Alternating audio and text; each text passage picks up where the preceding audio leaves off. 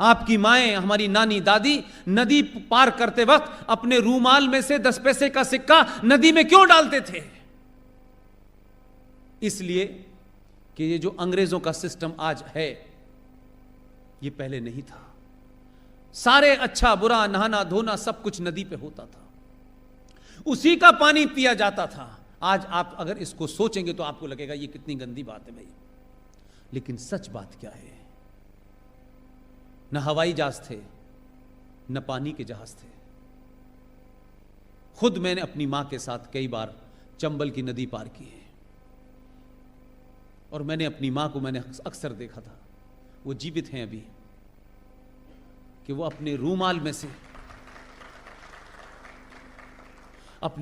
में से सिक्का निकालती थी और नदी में डालते वक्त कहती थी, जय मां गंगा की।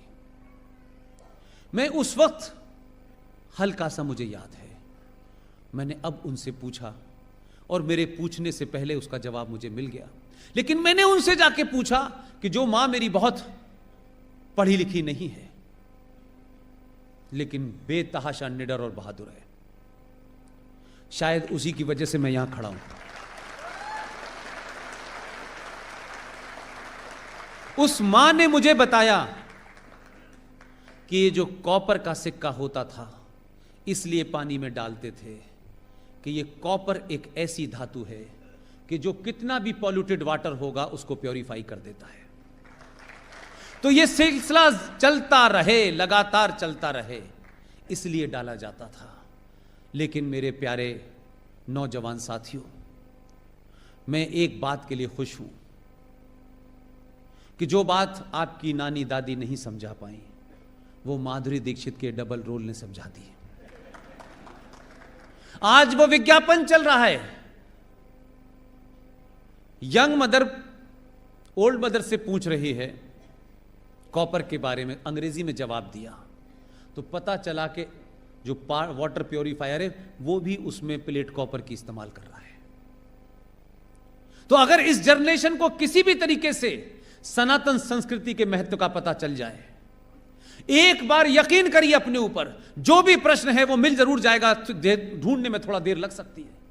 आज भी बड़े सारे साधु संत ऐसे हैं, ऐसी ऐसी जगह बैठे हैं जो बाहर निकल के नहीं आते, जो चुनाव नहीं लड़ते, जो कंप्यूटर बाबा नहीं है, जो गोल्डन बाबा नहीं है, अजीबो किस्म के हमारे यहां सन्यासी हैं। सन्यास लेने के बाद सबसे ज्यादा सोना है उनके पास, उनकी इच्छा है कि सत्ता में बैठे। अजीब किस्म का सन्यास है ये।